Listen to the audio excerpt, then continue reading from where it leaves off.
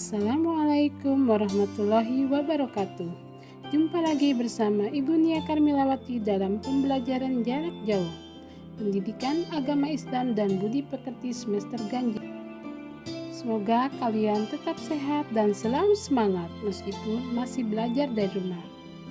Namun sebelum belajar, marilah kita berdoa terlebih dahulu. Raditu billahi robba wa bil islami dina wa bi muhammadin nabiyya wa rasula rabbi jidni ilman warjukni fahman amin.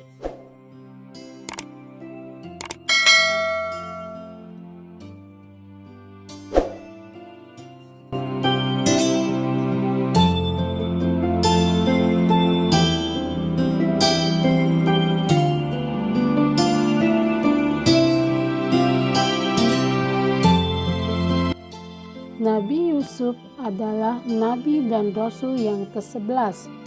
Nabi Yusuf adalah putra dari Nabi Yakub alaihissalam dan ibunya bernama Rahil. Nabi Yusuf mempunyai paras yang sangat tampan dan sangat disayang oleh ayahnya, sehingga membuat iri saudara-saudaranya. Pada suatu ketika Yusuf kecil bermimpi dan menceritakan mimpinya kepada sang ayah. Ayah, aku bermimpi melihat 11 bintang, bulan dan matahari. Semuanya sujud kepadaku. Anakku, 11 bintang adalah 11 saudaramu. Bulan adalah ibumu. Matahari adalah ayahmu. Semua akan menghormatimu. Kelak kau akan menjadi orang yang besar. Mendengar ucapan sang anak, Nabi Yakub alaihissalam meminta Yusuf tidak menceritakan mimpinya tersebut kepada saudara-saudaranya karena takut mereka mencelakakan Yusuf. Dari mimpi itu, Nabi Yakub mengetahui bahwa kelak Yusuf dewasa akan diangkat menjadi seorang Rasul Allah.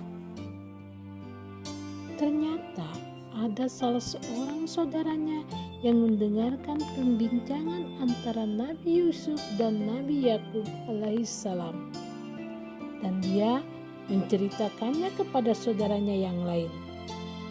Maka mereka berembuk bagaimana agar bisa mencelakakan Yusuf.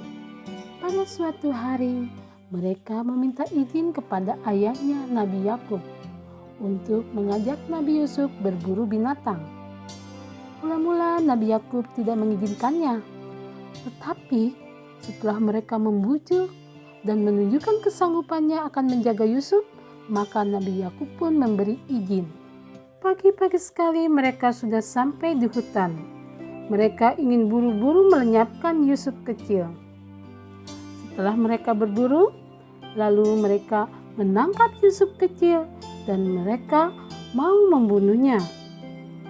Namun mereka tidak sampai hati, sehingga mereka memutuskan untuk memasukkan Yusuf ke dalam sumur, agar ada kafilah yang menemukannya dan akan dijual sebagai budak.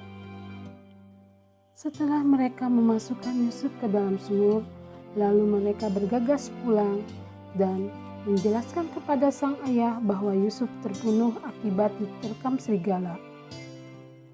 Ayah, kami pulang, tapi Yusuf mati ayah, dimakan serigala.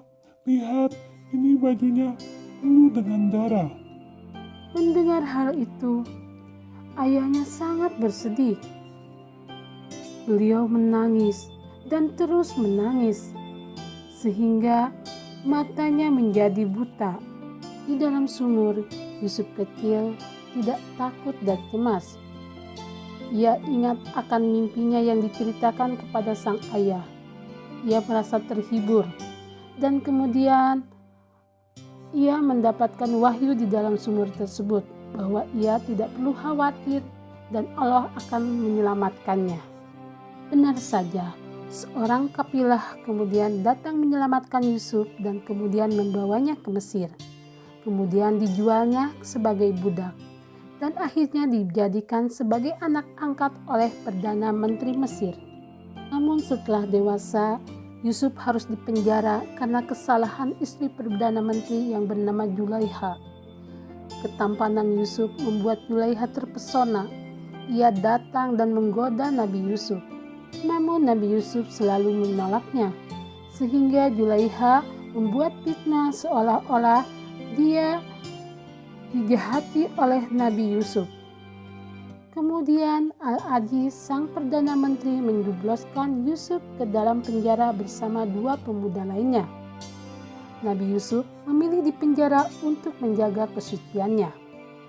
Setelah bertahun-tahun di penjara, Raja Mesir tiba-tiba bermimpi ada 7 ekor sapi betina yang gemuk dan dimakan oleh 7 ekor sapi betina yang kurus. 7 tangkai gandum yang hijau dan 7 tangkai lainnya yang kering. Sang Perdana Menteri bingung dan gelisah. Dia terus memikirkan mimpi itu. Dan akhirnya dia memanggil para peramal untuk mengartikan mimpi tersebut. Namun sayang, tak ada seorang pun yang berhasil mengartikan mimpi sang raja tersebut. Hingga seorang pemuda yang saat itu selamat teringat kepada kemampuan Nabi Yusuf yang bisa menafsirkan mimpi dengan tepat. Maka dipanggillah Nabi Yusuf menghadap sang Perdana Menteri. Kemudian Nabi Yusuf mengatakan bahwa agar kalian bercocok tanam 7 tahun sebagaimana biasa. Kemudian apa yang kamu panen hendaklah kamu biarkan di tangkainya, kecuali sedikit untuk kamu makan. Kemudian setelah itu akan datang 7 tahun yang sangat sulit, kata Yusuf mengartikan mimpi sang raja tersebut.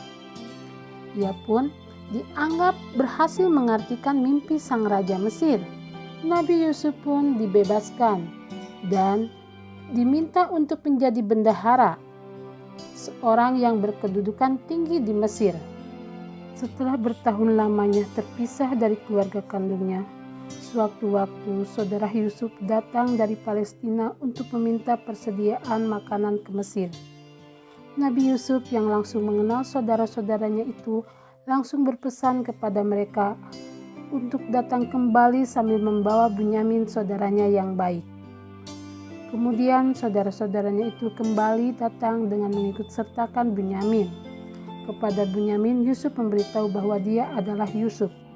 Yusuf memerintahkan saudaranya untuk membawa bajunya dan mengusapkannya kepada wajah sang ayah. Ketika baju tersebut dibawa oleh saudara Yusuf, maka Nabi Yakub dari kejauhan pun sudah dapat mencium bau Yusuf.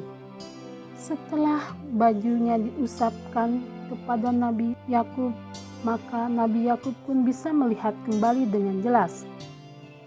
Setelah berhasil melihat dengan jelas, Nabi Yakub kemudian bersama semua anaknya menuju Mesir untuk bertemu dengan Yusuf.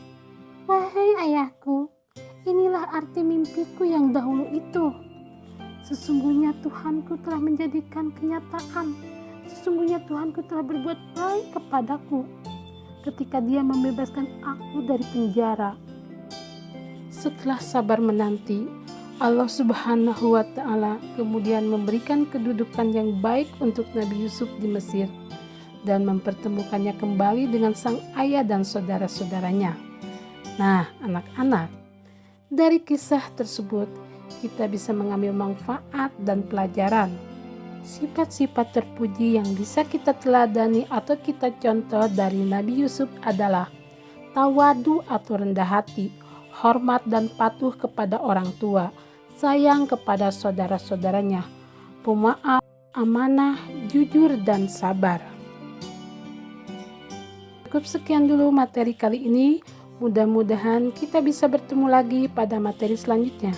Mari kita tutup dengan doa. Rabbana atina fid dunya hasanah wa fil akhirati hasanah wa qina adzabannar. Alhamdulillahirabbil alamin. Wassalamualaikum warahmatullahi wabarakatuh.